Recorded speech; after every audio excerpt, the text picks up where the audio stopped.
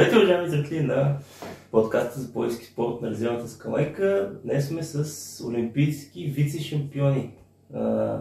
Първо да ви представя, това е Димитър Георгиев и Георги Ангелов, които бяха треньори на специалния отбор по хокей на трева. За първи път имаше хокей на трева на Special Olympics и те станаха вице-шампиони. Този медал е със стойност на наистина олимпийска вице-шампионска титла за деца с интелектуални проблеми на Special Olympics. Митли, да започнем от теб. Първо, как се сформира този отбор и как тръгна всичко, тъй като знаем, че хокей на трева не е от най-популярните спорти в България. Добър ден, благодаря за поканата. Изключително сме щастливи, че можем да разкажем какво преживяхме и как структурирахме всичко през тези месеци. Всичко започна през месец декември. Получихме обаждане от професор Антонио Антонов, който е, мога да кажем, доена в България по хокей на трева. Преподавател в Национална спортна академия и се свърза с моята директорка, доктор Катя Стоилова на регионалния център, защото им трябваше да се сформира отбор за деца с интелектуални увреждания по хокей на трева за вече изминалите световни летни олимпийски игри в Берлин. И водихме преговори, може би 20 минути бяха всичките преговори с Елия Танасова, професор Антонио Антонов, доктор Катя Стоилова и аз в регионалния център. Предложиха ни да стана треньор и да си наема екип. На следващия ден се обърна към моят помощник треньор Георги Ангелов с молба дали иска да участва в екипа. Радвам се, че съм щастлив, че е толкова време до мен и продължаваме заедно да развиваме качеството на децата. И направихме селекция. Преди коледната ваканция направихме селекция на децата, с които да започнем тренировките, които започнах през януари месец. Имахме официални срещи с родителите на децата в Пловдив и в Асеновград, защото от тези два града ни бяха децата. Те са наши ученици. Те са ученици на регионалния център. И така, през януари започнахме нашата подготовка за игрите на Special Olympics. Колко е трудно да се сформира такъв отбор и всъщност най-важното е социализацията на децата. Успяхте наистина буквално да ги социализирате по наистина феноменален начин, защото аз бях на някои от тренировките, виждах колко е трудно, но вие успяхте да стигнете до това. Първо да ги социализирате и второ да постигнете нещо уникално като второ място на Special Olympics. За да ги социализираме, те от доста години работят с моите колеги, ресурсни учители, психолози, логопеди. А това, че както си видял на тренировките, има дисциплина, има изпълняваност на упражненията, ни помага, че дълги години бяхме в спорта и знаем как да накараме, по-скоро да предоставим на децата така нужните думи, за да може те да ни разберат, за да изпълняват упражненията и след това да се развиват физически, интелектуално и социално. И така. Да преминем и към пътуването и всичко, което се случи в Германия. Първо бяхте на лагер, разкажете първо за лагера, как премина той, колко помогна за самото състезание. Реално преди да заминем за Германия имаше 5 месеца. 5 месеца подготовка тук в Пловдив. Взехме участие на 2-3 държавни шампионата, като демонстративни матчове след финалния етап. И за да може по някакъв начин децата да привикнат с играта, защото идва най-голямата трудност и тя е, че за цяла България ние сме единствения отбор. И все още сме единствения отбор по хокей на трева за деца с интелектуални увреждания. И няма с кого да играем контролни срещи.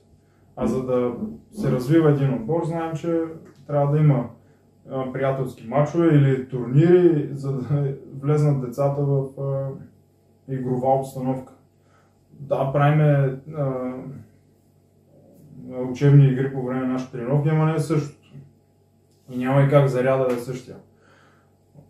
Доста бих казал, че се адаптираха, защото това е най-ключовото. Бързо се адаптираха в играта. Физически те нямаха проблем с издържливостта по време на тези контролни мачове в държавните първенства. И дойде времето, началото на юни месец, да заминем за град Кил, където българската делегация беше поканена от града домакин за лагер. Само да вметна нещо относно турнирите, които имахме възможността да заведем децата. Най-важното беше за тях да свикнат с това да ги гледат много хора, защото те допреди това не бяха излизали да са в центъра на основното мероприятие. Сега, като публика може би са били, но да са заобиколени от много хора, за някой беше началото стресиращо, но пък хубавото и интересното в случая е, че много бързо свикнаха и после в Германия относно това нещо нямахме проблеми, дори им беше кеф и раздаваха и автографи. Да. Жори, ти си от хората, които за първи път се докосна до тези деца. Митко все пак работи в регионалния център и е наясно. Първият досег до децата, как беше за теб и изобщо първите ти стъпки в това нещо? Ами първо мога да кажа, че преди Митко да ме покани, ние заедно бяхме в школата на Спартак Пловдив като треньори на вратари, отново на деца. И от ден едно, в който ние с Митко сме поели всичко това, което правим, за мен не е имало проблеми, аз не съм делял децата на деца с проблеми и нормални в кавички деца. Не съм имал стресови ситуации, напротив, всеки божий ден съм работил с по-голямо удоволствие, ако въобще мога да го нареча работа, това нещо, което правим. Защото то не е работа за нас, то е удоволствие да виждаш успехите на тези деца и това, че може да им помогнеш по някакъв начин да се чувстват значими. Защото те са. Просто трябва малко повече мотивация, за да ги накараш да се почувстват такива. И от тази гледна точка аз лично за мен не съм имал проблеми, защото смятам, че не ти трябва образование да работиш с такива деца, когато имаш сърце. Това мога да кажа по този въпрос.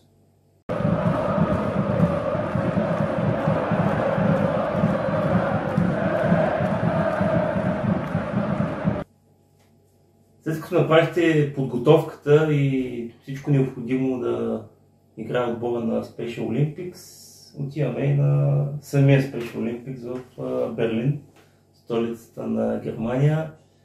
Мисля, че Дирк Новицки също беше сред хората, които участваше на закриването. Да разкажете как се почувстваха децата, какви бяха емоциите и на откриване, и на закриване, както и интересни неща по време на турнира, срещите с другите отбори. Първо ще започнем с пътуването. Това е, че доста от нашите атлети, сега да кажем, че отбора по хокей на трева е от 10 атлета, 6 момчета, 4 момичета. Изцяло отбора беше с интелектуални затруднения играчи, защото тук може да добавим баскетбола, беше смесен unified спорт, който бяха атлети в норма и атлети с интелектуални увреждания, но нашия спорт беше изцяло с атлети с интелектуални увреждания и пътуването започна интересно, с това, че доста от нашите атлети първо не бяха летяли с самолет. На нас не се наложи да летиме, да прикачваме. От София пътувахме до Мюнхен и от Мюнхен пътувахме до Хамбург. За да може да проведем нашия подготвителен лагер в град Кил. Там бяхме 4 дена. Условията, не знам, аз такива условия не съм виждал в България, нереални. Като терени, като отношение на персонала в хотела, всичко беше изпипано до последния детайл. Говориме за храна, стаи, поддръжка, след това пътуването с автобусите до тренировъчната база, след това самите ние ползвахме игрището на местния отбор, което игрище беше на 2 месеца. Чисто ново. Предоставено чисто ново игрище за нашите деца. Отиваме, треньорите на местния отбор ни предоставиха абсолютно всичко, като пособия, с които да тренираме.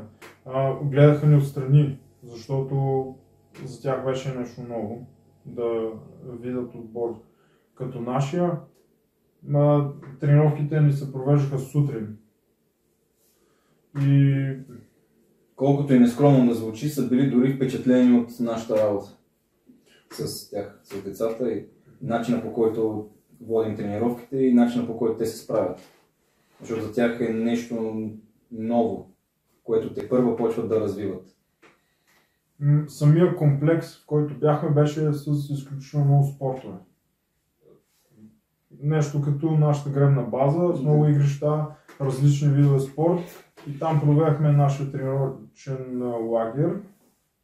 След това в петък на 16 пътувахме вече за Берлин. С автобуси, 2 автобуса бяхме качени, пътя премина чудесно, с играчите вълнуващо, мога да кажа, защото те се сблъскаха вече с атмосферата и усещаше се всичко, което предстои. И настанявайки се в Берлин, в съботния ден имахме официална тренировка на игрището, на което щяхме да провеждаме нашите срещи. И започнахме, т.е. първата тренировка беше отменена, защото проливен дъжд, невероятен, и нашата тренировка беше в 12 часа. Всичките отбори имаха час за тренировка, ние бяхме първи, но сметнахме за добре да не тренираме, защото дъжда беше невероятен. След ден и половина започнаха нашите мачове. Искахме да запазим играчите здрави. Направихме една разходка, която така да тонизира децата и да разгледат самия комплекс. И самия олимпийски стадион и игрището, на което трябваше да се проведат нашите мачове. След първата и втората официална тренировка дойде откриването на игрите на 17-ти. Нещо невероятно, което трудно описуемо с думи, ако не си бил там. Но нещо, което ще ни остави и на нас, и на децата за цял живот.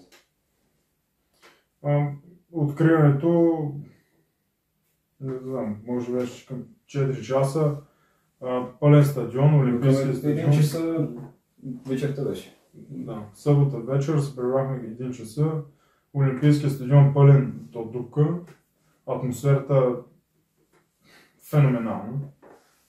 Атмосфера, която не може да се опише, и за нас най-голямото щастие е, че ние бяхме център на вниманието, т.е. не сме зрители, които сме били до този момент, т.е. да гледаме всичките европейски световни първенства и да... Аз дори лично съм мечтал, че мога да участвам на такъв форум, а всичко беше невероятно. Дори докато си вътре в центъра, както казва, той не може да осъзнаеш къде се намираш в първия момент. Всички държави, всяка държава си имаше позициониране, места и всички държави бяхме долу на игралното поле, на тревния терен на стадиона И Ние бяхме дори за наше щастие от тези, които са най-близо до самата сцена. За да видим олимпийски огън и запалването на олимпийски огън. Дирик Новицки, както каза вече, отблизо да видиш такъв човек.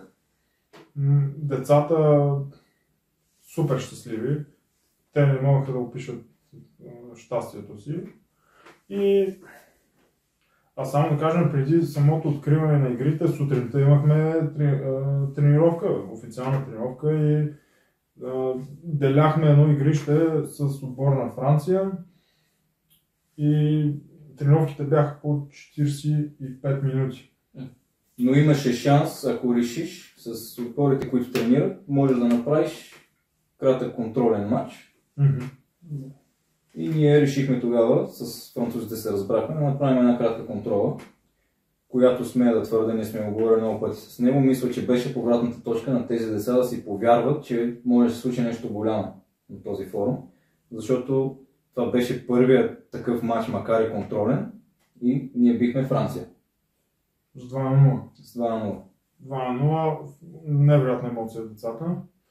Другото, условията на нашия стадион, хокейния стадион, дори може би тук се допират, ако тръгнем сравнение с спортовете, в футбола базата беше тип Комател на Ботев Пловдив, Лудогорец, ето този тип, нали? Това е хокейна трива.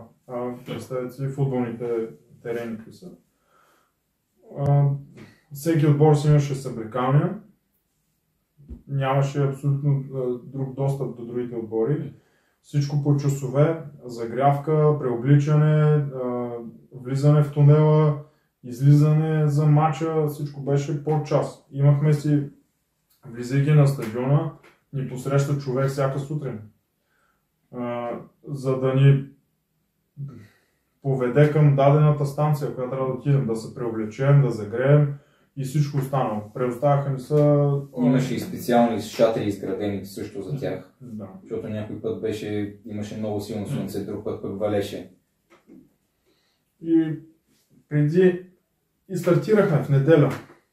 В неделя мачовете стартирахме след обед. Първо имаше дивизиониране. Тоест 13 отбора, 12 държави. Не 12.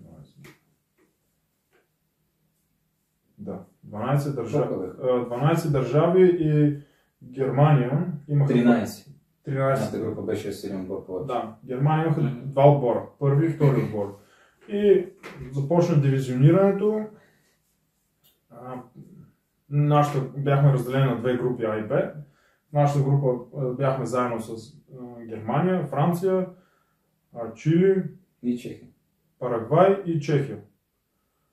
И мачовете, т.е. така да кажем, това бяха квалификациите. Преди самия турнирен формат. И започнахме с отбора на Германия. По времената бе само едно по време, 15 минути. Но това беше само за дивизионирането. Да. Започнах с отбор на Германия. Вълнение и така напрежение, както преди всеки матч, как да кажем. Ние сме го изпитвали от това, че сега сме от другата страна като треньори, но до миналата година, как се казва, бяхме активни футболисти и си го има напрежението. Като имаме предвид, че на нас всички гледат като на аутсайдерите на този форум. И ние почваме с отбора домакин. И ги побеждаваме с 3-0. Заслужен, мога да кажем. 3-0, след това дойде матча с Чили. С Чили, да. Там беше 5-0. След това дойде матча с Парагвай 2-0. И матча с Чехия, който беше в понеделник. Там също победихме с 2-0.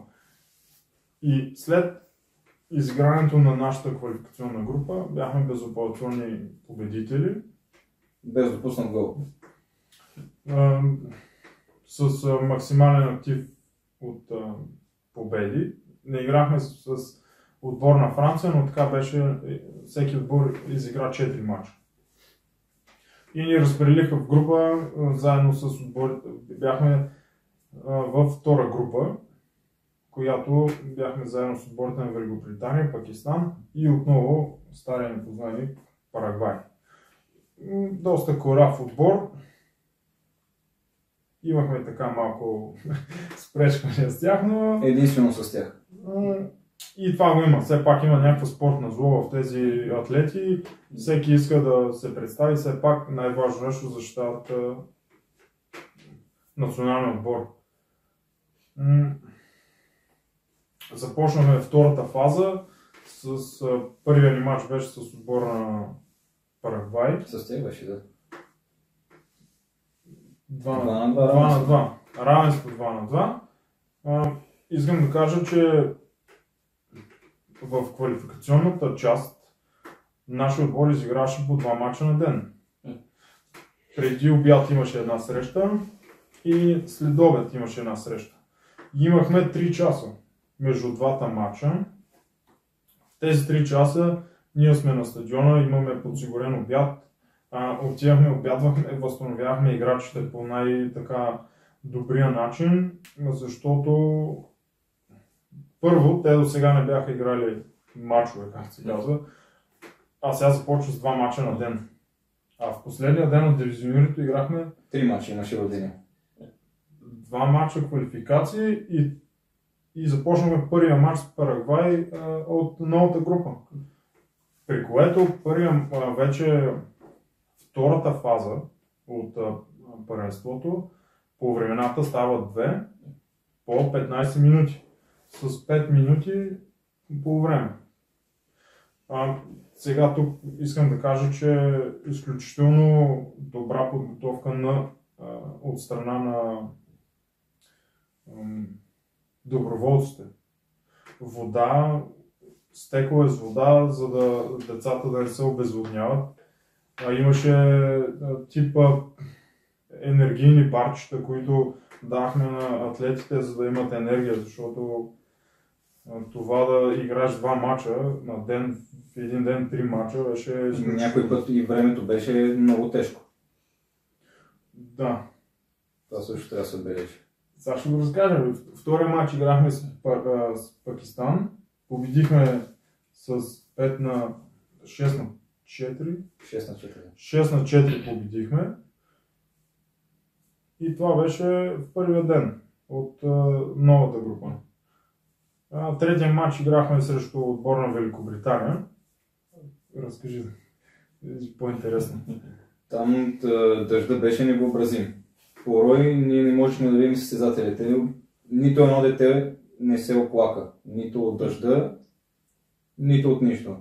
И това, което стана е, бихме, така да кажем, в английско време, където знаем, че англичаните са много добри на такова време, ние ги бихме с 4 на 1.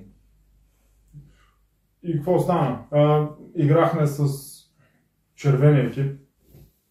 Само искам да кажа, че преди всеки матч бяхме 2 часа преди матча.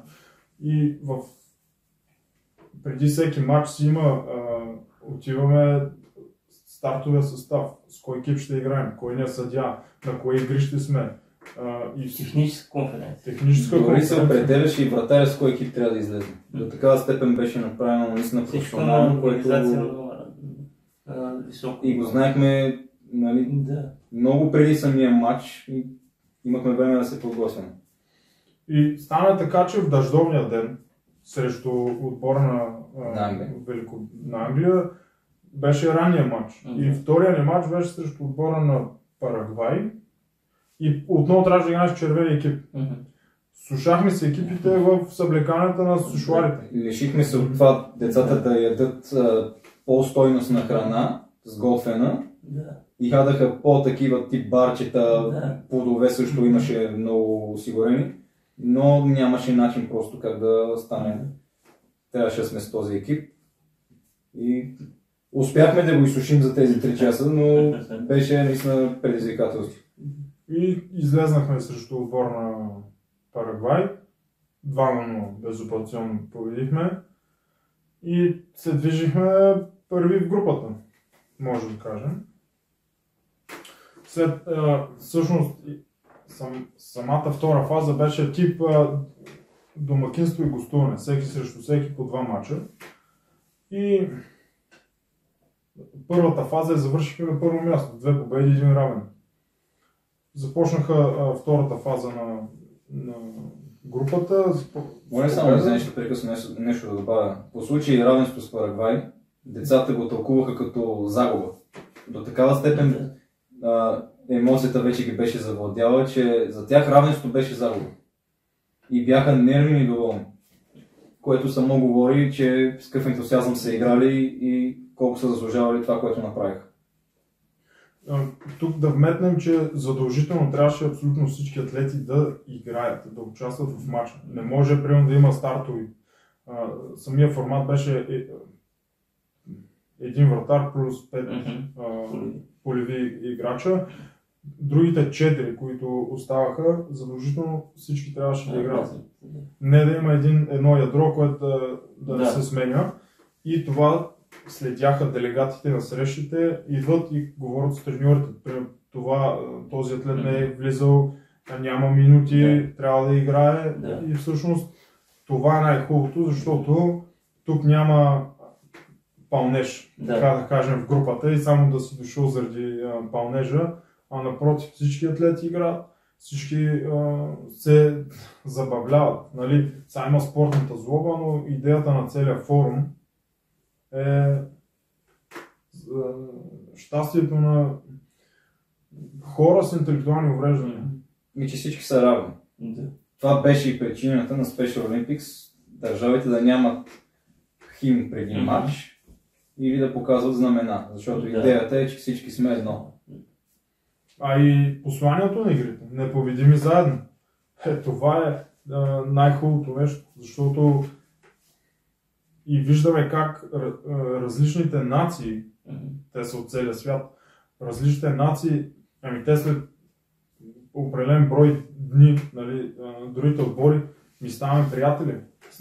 Ние с треньорите, с другите атлети, нашите атлети започват да стават приятели с другите, комуникират дали чрез Google Translate, дали чрез някой, ако знаят английски, комуникират и това беше най-хубавото ние да гледаме отстрани и да виждаме, че нали, тук, как да го кажем, са ритнати, защото в системата образователната някои деца дори по физическо не се включват, не защото те не искат, а защото не са допускани. А тук тези деца стават носители на сребърен медал на Олимпийски игри и комуникират и се мъчат да се опитват да поназнаят някоя дума в хотела, защото и това го имаше. На обяд, на вечеря, идват, питат, ма това как е, ма правилно ли е, за да може, искат да комуникират. В нашия хотел бяхме заедно с Гърция, Чехия, Унгария, Албания и Албания и ние. 5 държави бяхме в нашия хотел. Всяка делегация беше на отделен етаж, което за нас беше хубаво, нали? Защото така имахме видимост на нашите атлети и всичко беше чудесно. Придвижвахме се с метрото до стадиона. Най-хубавото нещо, всеки от нас имаше акредитация, която правителството на Германия беше така направило, че имаме достъп до всичкия транспорт в държавата. Без да плащаме, возихме се, качваме се, ние имахме късмет метростанцията да е до хотела. Качваме се на метрото и нашата спирка беше стадиона. Това не беше най-бързият начин да стигаме. Там иначе имаше осигурен транспорт, просто трябваше да се прекачва на 2 рейса, където рейсовете идваха специално обозначени надписи и се знаеше кой рейс, за къде, за кого е, което също беше много хубаво, измислено и направено, но за нас най-лесно и най-бързо беше да ходим с метрото. Защото все пак трафик. И първия ден за тренировките изтървахме рейса за 20 метра.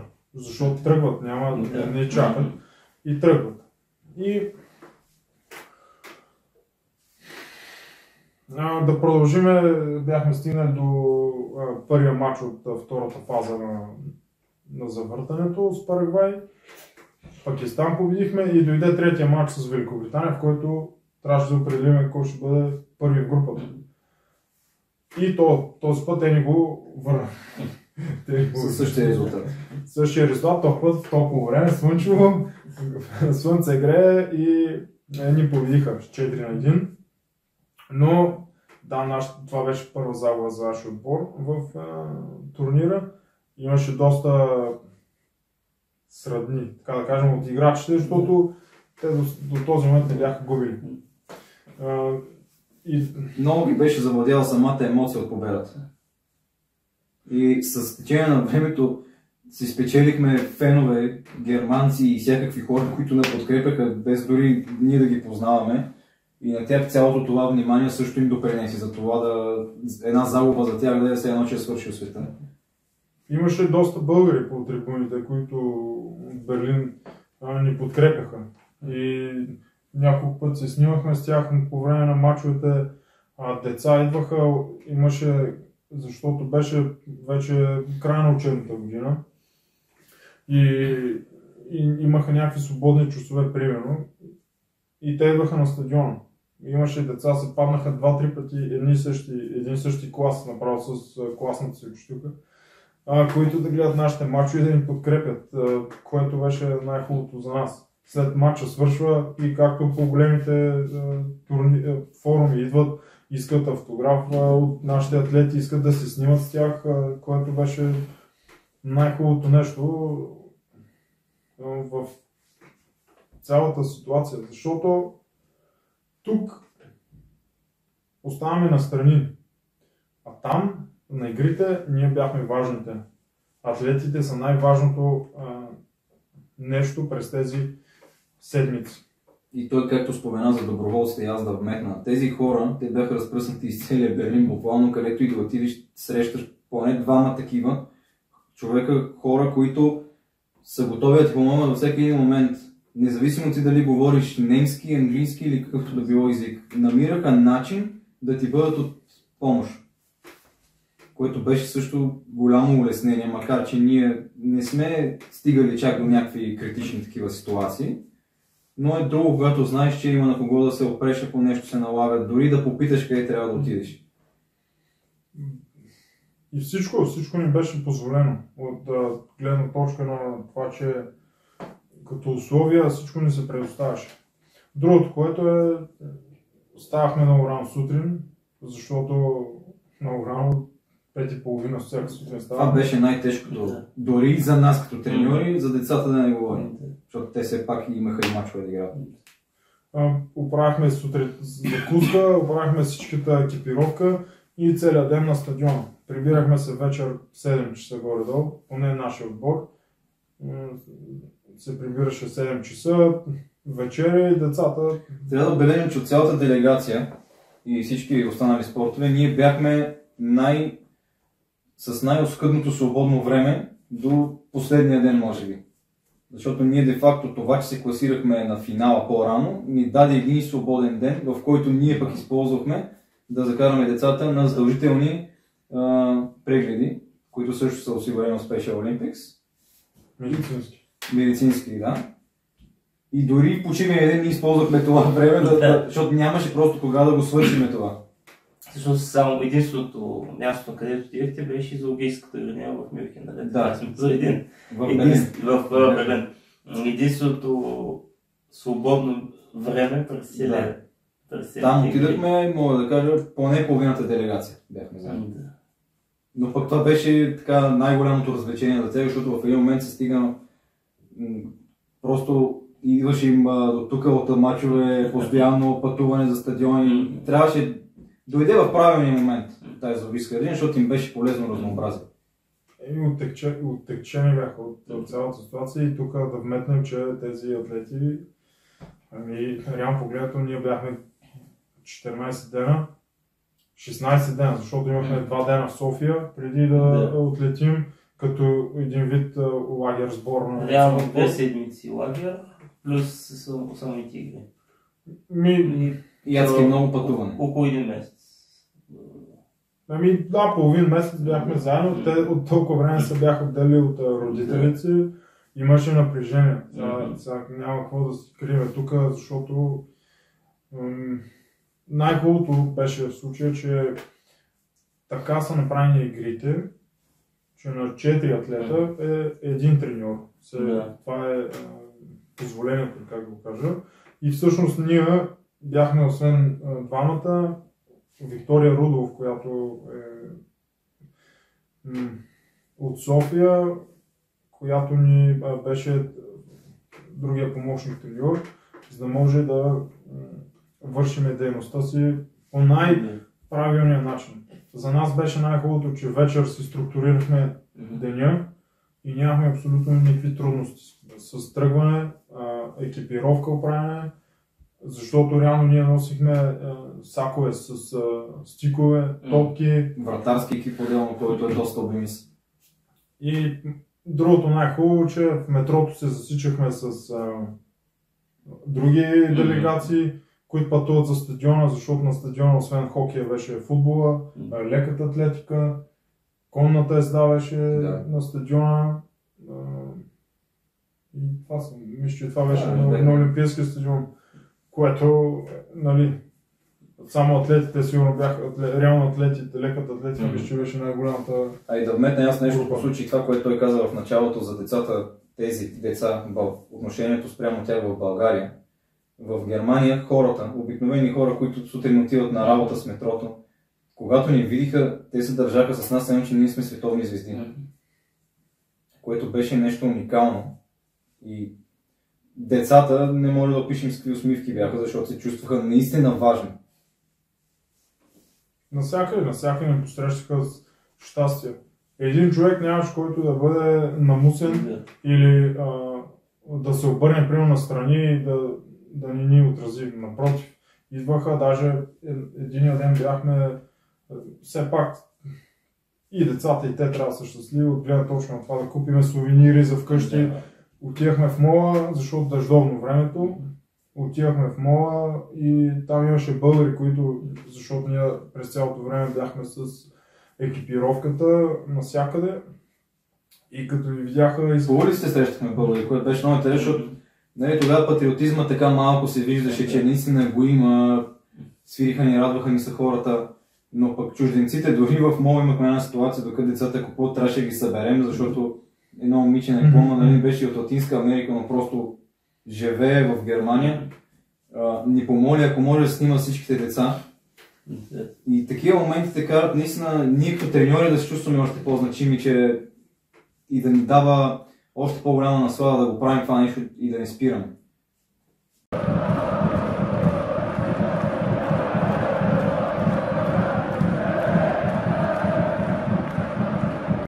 Преминаваме към следващата част, вече финалната част. Големия финал. Да разкажете за него. Преди големия финал, малкия финал, който си беше напрежение и реално погледнато последния, сега тук ще се върнем малко, последния матч от нашата група беше срещу отбор на Пакистан. Там знаехме, че вече знаехме как се определят полуфиналистите и ние бяхме в групата втори вече, с една точка бяхме зад отбора на Великобритания, защото те след тяхната победа те ни минаха с една точка. И те спечелиха групата, ние останахме втори, трети бяха Пакистан, от тях загубихме нашия матч в групата втори, срещу тях с 5-4. 5-4. Да, който тях пък ги направи трети в класирането. А регламентът беше такъв, че първи играе с четвъртия полуфинал, а втори играе с третия. И четвъртите бяха Парагвай. Тоест двойките полуфиналите бяха Великобритания, Парагвай и ние отново си извоювахме мач срещу отбор на Пакистан, който беше невероятен отбор. От гледна точка на култура, от гледна точка на добронамереност към нас, те бяха също, както ние. Много добронамерени треньори. Те бяха също трима, два мъже и една жена, ние, както нас, двамата и нашата дама Вики. Даже може да кажем, че с тях най-така се сприятелихме от всички треньорски екипи, които бяха. Имахме си уважение с тези на Англия, но на Великобритания, но като цяло с тези на Пакистан много добри хора просто бяха. Тук даже ще вметна, ето сега, нали, малко лична ситуация, но с треньор на Пакистан и до ден днешен продължаваме да водим комуникация. След всичките публикации, които правим на нашия отбор, как се развива, той ни поздравява, пита къде сме били и да му разкажа цялото. Да вметнем и друго важно нещо за хората, които не са запознати с хокей на трева, че Пакистан са една от големите сили в хокей на трева. За нас това е едни хора, които дълги години са в спорта, конкретно с хокей на трева, те ни уважават и продължават до ден днешен да ни търсят, да ни питат как се развиваме и какво мислим за бъдеще да правим. И тук дойде полуфиналния матч, изключителен, като динамика. Искам тук да вметна, че матчовете бяха изключително динамични. Не само и резултатни. И резултатни, динамични. Имаше голяма колегиалност между всички атлети. Тук може да кажем, че такива караници нямаше, почти 95% от по-неспортсменско поведение, може да кажем единствено за отбора на Парагвай. Но там беше за една конкретна фигура от тяхния отбор, който явно много не обичаше да губи. И той така предизвикваше да има някакви нервни ситуации, но като цяло с всички отбори и като цяло всички отбори на самия турнир беше всичко много приятелски като отношение. И стана така, че победихме в полуфиналния матч. Невероятно щастие, защото знаехме, че отиваме на най-хубавото нещо и то е финала. Това отиваш на финал на Олимпийски игри. Първо, че не се среща всеки ден. Второ, че не всеки е мечтал за това нещо. Нито аз, когато ми се обадиха за първи път през декември. Нито аз съм си го представил. Водихме преговори двамата с него, все пак, нали? Трябва да водим преговори, да го покана в екипа си. Но държа да вметна, че решението беше взето от моя страна на мига. Не е имало една секунда колебание да си помисля, евентуално да му кажа в друг ден и така нататък. В момента, в който той ми го предложи, аз просто му казах да, правилно. И смея да твърда, че не съжалявам и не мисля, че няма да ще съжалявам за това решение, което съм взел. И дойде голям финал. Изключително тогава дойде напрежението между другото в нашите атлети. Защото, как се казва, се подкосяват краката. За да излезеш на финал, другото, което е за да ти защитаваш национален отбор, не е тук нали, клубен отбор и така нататък. И идва тежко. Почнаха да го осъзнават. И умората вече им дойде в повече. Значим финал. Беше така, че самите мачове бяха на две игрища. Едно до друго съседни. И ние бяхме на терен 1, а на терен 2 беше мача за 3-4 място. Тук да вметнем, че мачовете, не само нашите, но и на другите спортове, се случваха по ESPN. Да. Което е страхотна. И мисля, че наше едно място на мога да се сетя къде можеше да се гледат мачовете, но ги даваха по телевизията. Да, една от най-големи спорт телевизии. Бяха купили форума и го предаваха, което за нас беше изключително важно и супер щастливо от към медийност, от към отразяване. И голям финал започна за нас колебливо. Допуснахме гол, 1-0 за отбор на Великобритания, но в края на първото полувреме, няколко минути при края на първото получихме дуспа. Дано да, ако някъде може да видим записа, ще ви изложим, но беше невероятно изпълнение, тип паненка, защото дуспите в хокей се изпълняват вратаря и атакуващия състезател при сигнал от съдията. Атакуващия състезател има 10 секунди, в които, тръгвайки от центъра, има 10 секунди да преодолее вратаря и да вкара гол. Тогава блесна за пореден път, може да кажем, нашия капитан Ангел. Той вкара, не знам, сега тук ще излъжем, ама сигурно над 40 гола вкара на форума. Единственият играч толкова много попадения и за нас беше играча на турнира, може да кажем. Излизайки срещу вратаря 1-1, невероятно копване, гол и стадиона избухна като... Един човек, който беше от организаторите там, бивш хокеен състезател, каза, че такова нещо не е виждал. Само по това, като се замислиш, такива хора, които са цял живот в хокея, да кажат на такъв форум, че такова изпълнение на Дуспа, колко умно го е направил, защото смеем твърдим, че ние като бивши вратари, хокейният вратар на Англия, който се оказа, че е също и футболен, при разговорите с него, много възпитано и добро момче между другото, просто той падаше като футболен вратар, който не оставаше много шансове на нашите състезатели. И както каза Митко, и хвалбата към Ангел се е напълно заслужена, защото той на мига реши да нямаше просто друга алтернатива от това да го прехвърли. И то се получи нещо невиждано. Може би, ако беше на стадиона Олимпийския да са над 70 хиляди, щяха да всички в един глас да ахнат. Просто беше нещо феноменално. Да, даже бих казал, че значи... Ако се даваше за гол на форума, според нас това трябваше да бъде, ако имаше такива индивидуални награди, това трябваше да е, може би, гола на всичко. Атмосферата по стадиона в началните кръгове нямаше чак толкова зрители, но вече в финалните фази стадиона беше пълен. Не мога да кажа колко седящи места е, но трибуните бяха 70-80% изпълнени, което се усещаше атмосфера, особено пък ако играше домакина Германия, в стадиона беше наистина пълен. А за нашия финален матч имаше стотици зрители, които изключително много ни подкрепяха.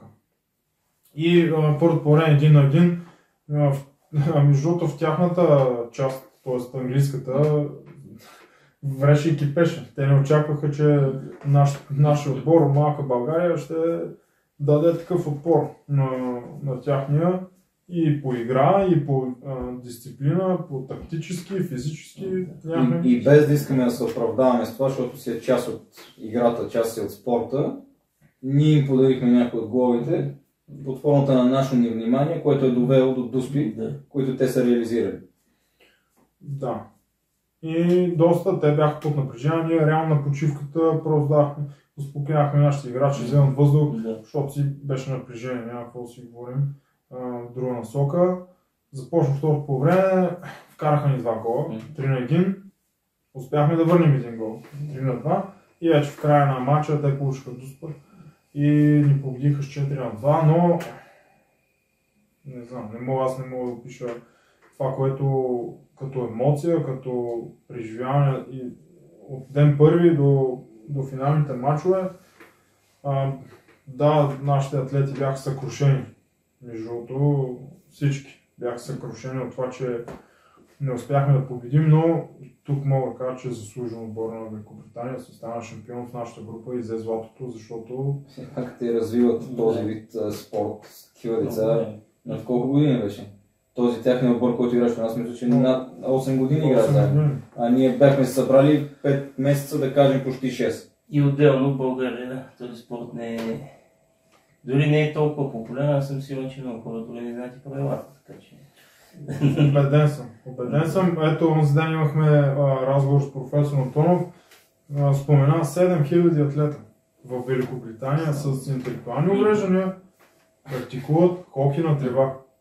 А ние имаме 11 отбора в нашата държава. Представете си за какво... Ние имаме 11 отбора, само в всичките отбори по хокей на трева в България са толкова. Да. Представете си за какви цифри става въпрос. Нали, тук за условията няма какво коментираме. Всеки ги знае какви са и всеки ги вижда, но нямаме чак толкова голямо влагане на средства в самия спорт. Но... Надяваме се, както се казва, да повлечеме крак. Повече хора да почнат да го правят това нещо.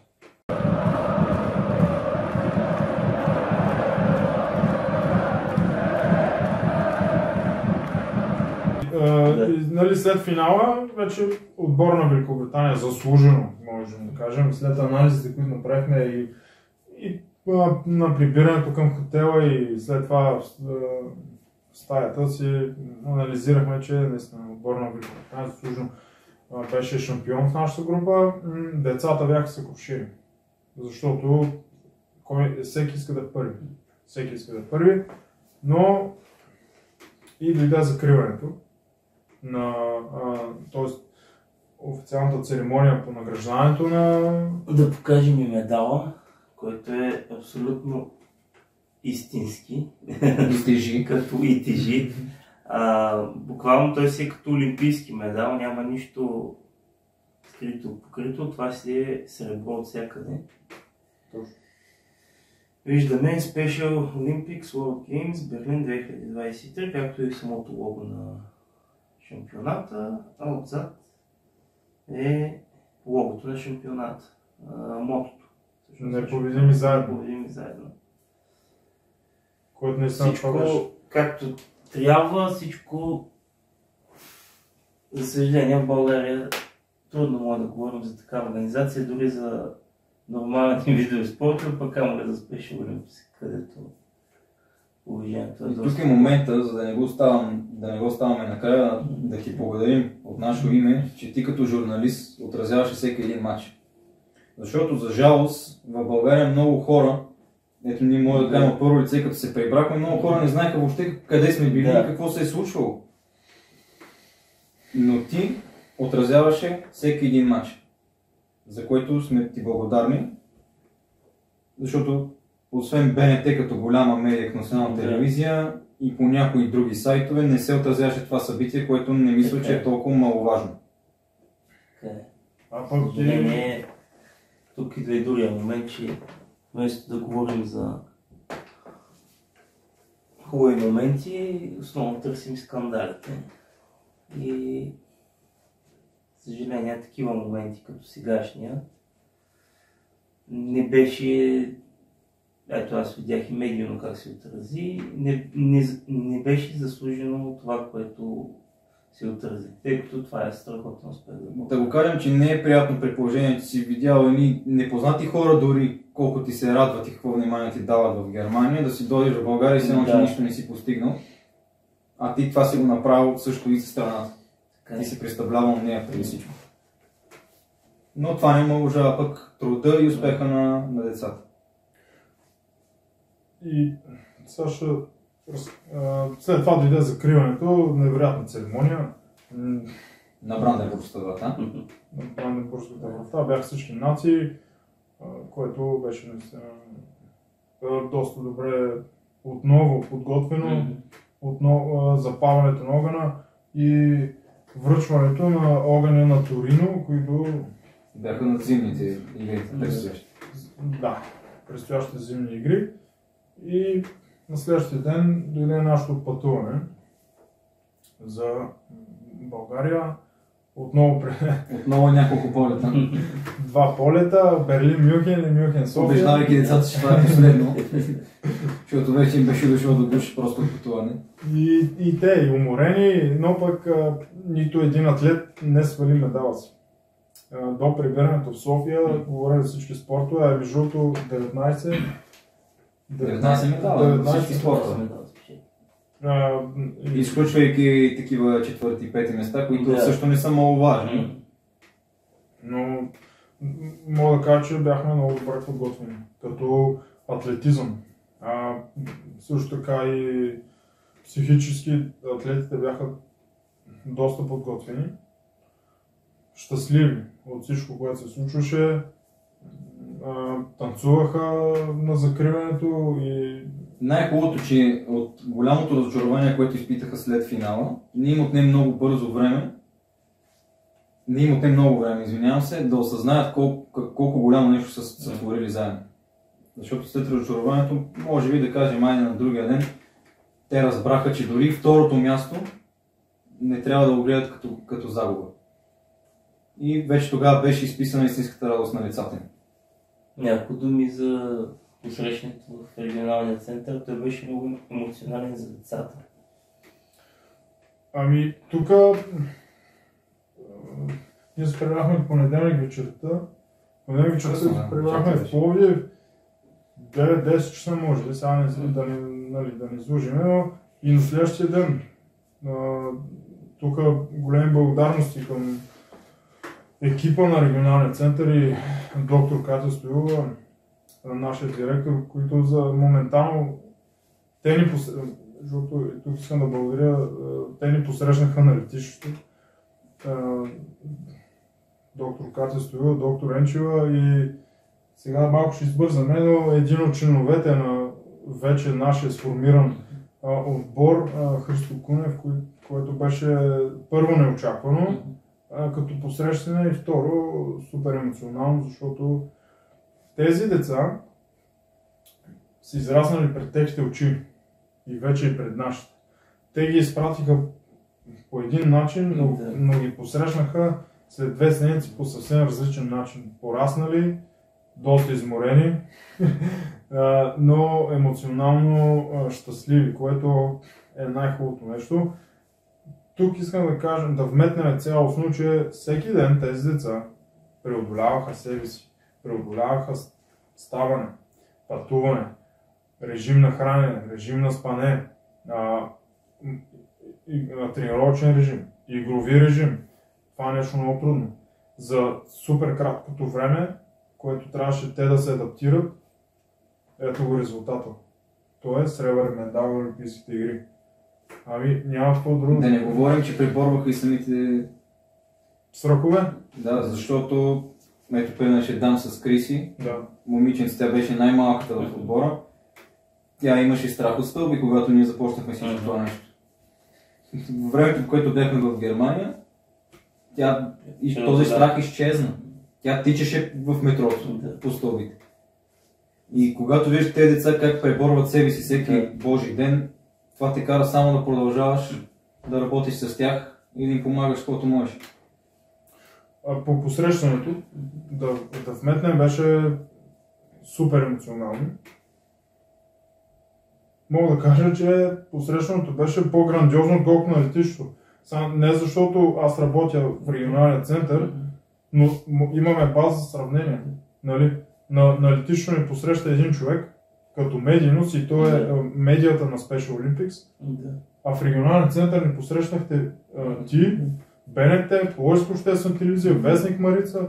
Изключително благодарности към медиите, защото вие реално ни отразявате от първия ден тук в Пловдив. И мога да кажа, че медийност от към нашия отбор беше най-голямата в този процес на работа през тези месеци преди Олимпиадата.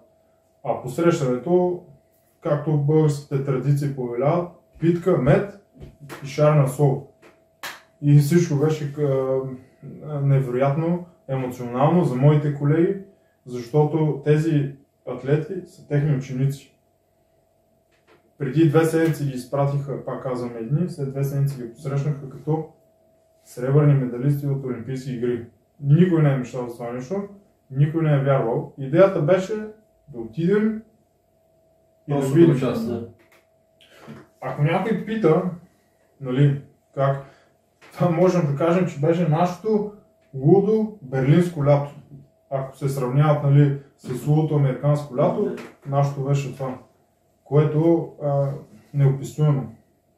И ни посрещнаха като олимпийци, златни олимпийци.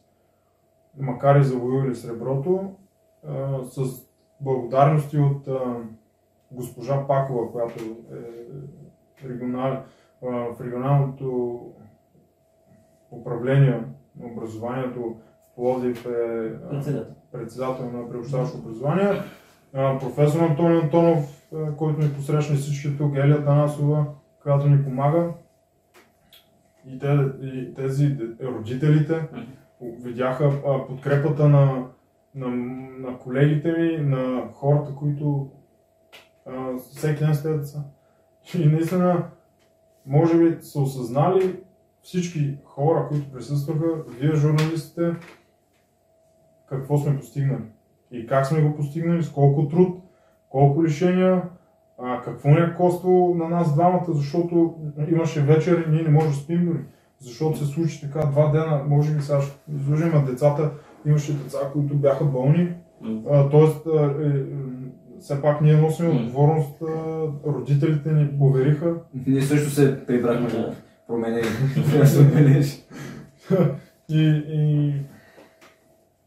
И емоцията беше, умората, която имаше, нали, от пътуването, но успяхме, починахме, възстановихме се, посрещането чудесно и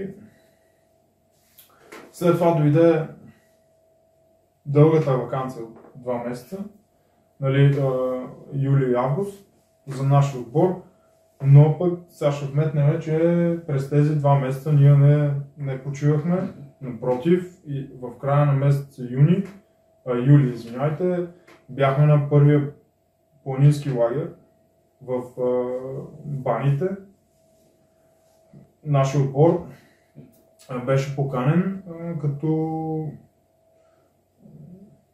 гости на лагера. Подготвителен там и колко? 5 дена бяхме. 5 дена бяхме. Всеки ден имаше дворазови тренировки. Сутрин и вечер имаше дворазови тренировки. Някои от дните имаше походи през гората и вечер тренировка. И там бяхме с отбора на Национална спортна академия, местния отбор на Баните и 2 гарнитури от Националния отбор на Армения. Но само момчета. Единствено, ние бяхме само момчета и ние. И последните 2 дена направихме турнир.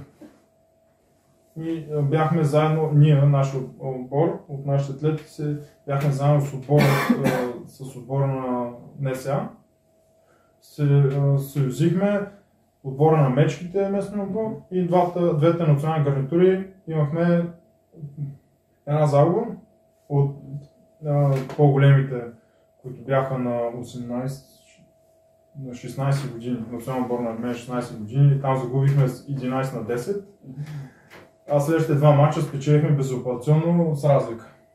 И всъщност на този мини турнир се класирахме втори и затвърдихме, че 3 седмици почивка имахме за доста голяма част от нашите атлети, но тази почивка им се отрази добре, възстановяващо, и те се завърха на този мини турнир второ място. И да вметнем само, че идеята беше приобщаването на нашите деца с тези, които нямат проблеми, така да го кажем. Ние не намерихме разлика. Ние спяхме на едно място всички. Ние си станахме един отбор. Наистина не се виждаше никаква разлика, дори когато играехме по време на мачове и по време на тренировки. Самите деца си разменяха там инстаграми и работи, постоянно си пишеха напред-назад, което нас много ни радваше, защото ние го виждаме в очите си, че наистина няма смисъл да ги делим тези деца на такива и такива.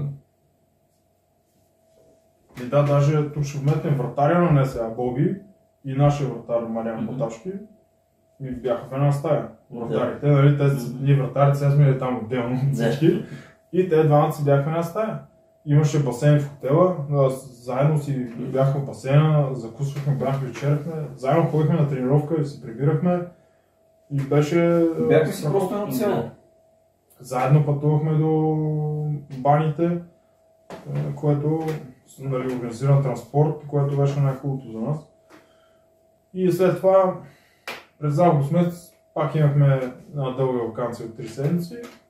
В края на август бяхме поканени отново на лагер, този път семинар, и самия лагер, така да кажем, беше Купа Албена.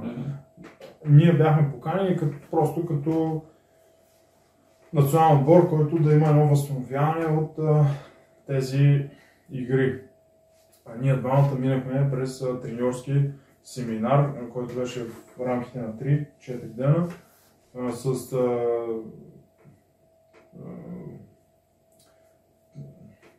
водещ, как да кажем, гост от Белгия, лектор от Белгия, чужденец, който обясни на нас всичките треньори.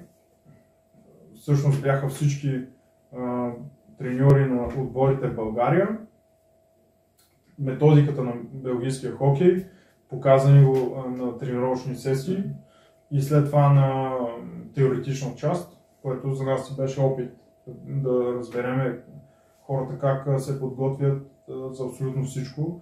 Задавахме различни въпроси и човек не отговаряше, беше доста любезен в комуникацията, което за нас беше супер. Не? И този път само тренирахме, не взехме участие в Купа Албена. Просто наблюдавахме турнира. На турнира не сега станаха шампиони, но бяхме част от този лагер. Пак ето приобщаване на нашите атлети. Те пак бяха заедно буквално през цялото време. В един хотел всичко се случваше, сутрин имахме тренировка на плажа, после имахме тренировъчна сесия с лектора Люик. Да. След обед имаше тренировъчна сесия, ето атлетите имаха 3 тренировъчни сесии на ден, което водим ги хора с интелектуални увреждания, те тренират 3 пъти на ден. И то професионален състезател, на който има всичко осигурено, той тренира 3 пъти на ден. А тези деца, те са буквално деца, ходят на училище и получават това нещо. Тук идва момента да кажете, че вече ще направите и отбор. И какво следва от тук нататък, след като вече има отбор? И кои са следващите стъпки за отбора? Европейски, световни? Ами, тук следва, че през септември, първо да кажем, още не беше започнала учебната година, защото ние реално, нашите деца, те са ученици. Всеки иска дълга ваканция, кой е на море, кой е на Балкан, което е съвсем нормално. Сега не може да отнемаме тези дни от последната ваканция на децата, това е грешка. Но ние си стартирахме нашия подготвителен сезон през септември, още първата седмица на септември. Имахме след игрите, имахме доста време да обсъждаме на къде да развием нашия спорт. И стигнахме до решението да създадем клуб. Този клуб вече се създаде. От преди няколко седмици сме в търговския регистър и отбора ни се казва Непримиримите, РЦППП Пловдив. В него има 25 практикирани състезателя на различна възраст от 12 до 23-4 години, момчета и момичета, които са изцяло с интелектуални увреждания от Пловдивска област. Тренировките са вторник и четвъртък, както беше още стартирането на самия проект на Special Olympics заедно с нас. Тренираме по 1 час на ден, на 2 пъти в седмицата. Всичко сме осигурили. Тук идеята как се зароди, заедно двамата си говорихме през летните седмици и започнахме малко по малко да обсъждаме информацията с професор Антонов и с доктор Катя Стоилова, която ни подкрепи безапелационно. Професор се включи с подкрепа към нас, което за нас е най-важното нещо, защото по този начин ще сме приети в Федерацията по хокей на трева и сме легитимни и може да развиваме, дай Боже да сме живи и здрави като екип, дълги години децата. Идеята е не само не е хокей на трева, идеята е децата спортуват. Нали, да има седмично постоянно занимание, което децата, освен че ходят на училище, не да се прибират вкъщи и всичко да приключи, да знаят, този и този ден те са в залата. Идват, тренират, забавляват се, наслаждават се не само на играта, но и на нови приятелства. Те имат групи в Viber, имат групи в Instagram, които комуникират и децата се развиват по всякакъв начин. изключителни благодарности към господин Микеле Санторели, който е основният наш спонсор на нашия отбор. Господин Вайло Кичуков, Христо Николов, Екатерина Лозанова. Тина Димитрова да не забравя. Тина Димитрова, тя е нашия председател на клуба, защото тя доста повече от нас години наред е с баскетбола. Доктор Катя Стоилова, доктор Енчева и госпожа Диана Дремова и Христо Кунев. Това сме членовете на управителен съвет, които всяка седмица се борим за щастие на децата. Изключително благодарности на Rotary Club International град София, защото без тях ние нямаше да отидем на Олимпиадата. Изключваме организацията Special Olympics, но те конкретно за нашия спорт, за хокея, направиха огромно дарение, което ни позволи да сме част от игрите, които и до ден днешен продължават да ни подкрепят. Тук да благодарим на Noble House, които направиха екипировка за нашите деца. Искаме да благодарим на Flair, защото също ни подкрепят с изработването на екипите и нека да продължим да даваме щастие на тези деца, защото това е най-хубавото. Да идват и най-хубавото какво е, че за 11 месеца един от нашите любимци Коки, той вече отначало да отбележим, че дете с синдром на Даун. Той не искаше да тича. Вчера идва на тренировка, сега така ще го кажа на интерпретация, но той е по-бърз от Юсейн Болт. Идва с тичане. От щастие, че той ще е на тренировка. Минава сам през стълбичка, координационно, сам, без помощ, загрява сам вече. И виждаш щастието в очите му, че той си го прави сам. Безценно е това нещо, който не се е сблъсквал, не може да го разбере, но за нас е щастие всеки път, когато сме на тренировки. След прибирането от игрите имахме специално обаждане от Министерството на образованието и науката.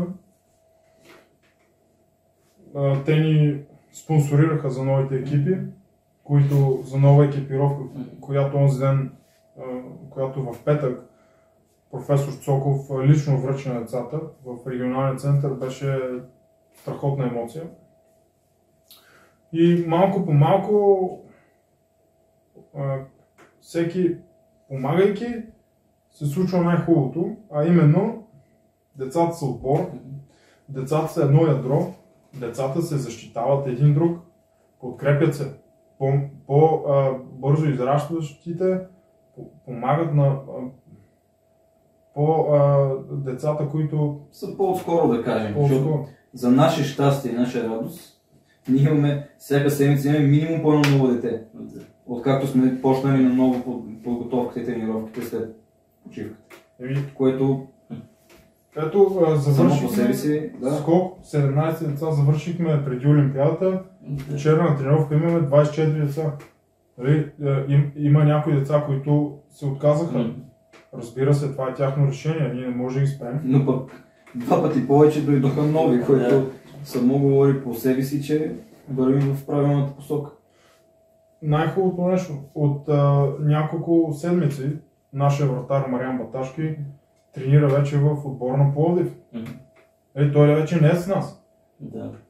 И също той отива в отбор, който има тренировъчен процес, който има всеки месец има държавни първенства. И той е селектиран там и тренира и се развива. Ами по-хубаво това няма, защото той ще израства още повече, той ще тренира по по-професионален начин, повече дни в седмицата, по-голямо натварване и разбира се, когато има нужда от него, нали, ние сме национален отбор. Ние създавахме клубен отбор, но реално ние сме и треньори на националния отбор. Винаги ще си го селектираме и ще помага на отбора, защото... Само една вметка да сложим, че на Олимпиадата той спаси над 10 доспи. До сега не е застанал на вратата. Той не знаеш как се слага костюма. И всъщност това дете има невероятно израстване. Сега, тук част от селекцията, сега няма как да крием, от една година, лично аз, благодарение на фитнес атлети, създавахме двигателна активност. Тоест, групови тренировки за деца с увреждания. Повечето от атлетите, които са в хокейния отбор, 6, заедно преди това, реално от миналата година учебна стартира през октомври, вече сме във втори сезон, така да го кажем. Те идваха при мен в фитнеса, видяхме тяхните качества. Жорката беше на няколко тренировки, за да след това, когато вече стана ясно през декември, че ще бъдем селекционери и треньори на национален отбор, за да се запознаят с тях. И направихме така равносметка, че тези деца ще ги привлечем в хокейния отбор. И те бяха ядрото на отбора в Берлин, което само по себе си показва израстването на децата. Те се познаваха преди това. Имахме късмета, децата учиха в две училища, едното в Асеновград, 6-7 деца, и в Пловдив в едно училище 6-7 деца, и те се познаваха още реално преди да се запознаят с нас. И имаха приятелство, което ни позволи по-бързо да се адаптират. А какво предстои, както ни попитал Деве? Предстои визита в Турция, Самсун, европейско първенство за нашия национален отбор и евентуално в края на годината, на 2024 и в Холандия. Да.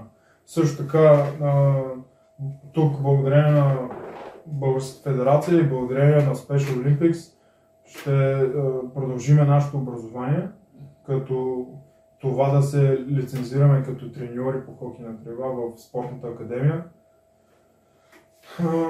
за да може да дадем още развитие на нашите деца, не само социално, ами и игрово, защото колко повече знания за нас, колко повече неща да предадем на тях. Най-хубавото нещо, след няколко дни, на 26-ти в неделя, създаваме първото държавно първенство по хокейна трева за деца с интелектуални увреждания в България. Това не е правено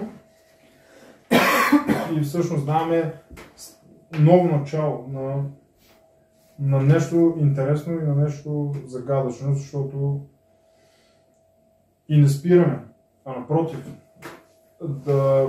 искаме да продължиме с тази инерция, която спряхме след почивката, след игрите. Започнахме на още по-големи обороти. Най-хубавото е, че има доста хора, които искат да помагат на клуба. Искаме тук да благодарим на Атрим Арена, която ни осигурява тренировъчното игрище и страхотни условия за тренировъчен процес. Така че, ако трябва нещо друго да се добави, но за сега... Това са естествено продължение на нещата за нас.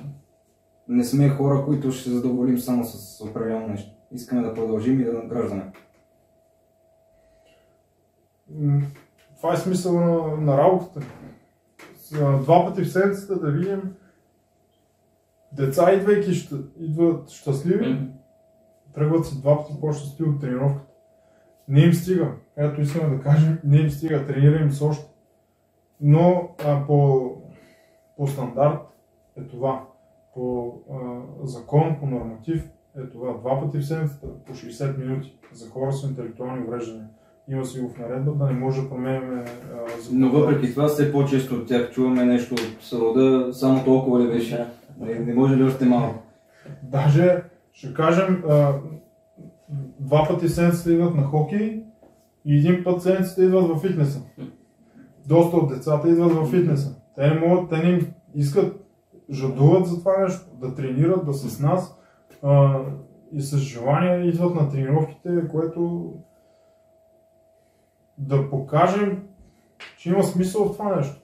Че се бориме за развитието им и искаме да дадем щастие първо на тях, второ на семействата им. Защото по този начин родителите им виждат израстването на децата им. На децата, които са от началото, децата изпратени преди Олимпиада, прибрали се от Олимпиада и продължават с тяхното развитие в отбора. Така че по-хубаво това няма за нас. Искаме да дадем най-хубавото на децата. Благодарим, че бяхте с резервната скамейка и до нови срещи.